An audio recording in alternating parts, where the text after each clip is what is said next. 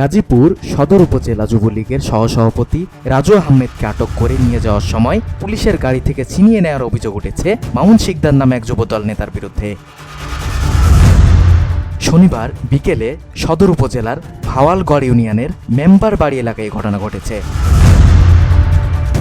আটক রাজু আহমেদ সদর উপজেলা যুবলীগের সহসভাপতি, যুবদল নেতা মামুন শিকদার ভাওয়ালগড় ইউনিয়নের ৪ নং ওয়ার্ড যুবলীগের সাধারণ সম্পাদক।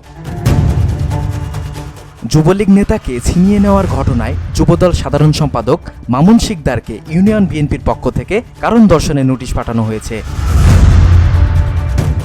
ভাওয়ালগড় ইউনিয়ন যুবদলের আহ্বায়ক শরীফুল ইসলাম শরীফ ও আহ্বায়ক সচিব রফিকুল ইসলাম রবিনের স্বাক্ষরিত এক নোটিশে কথা বলা হয়। VOD Bangla news desk.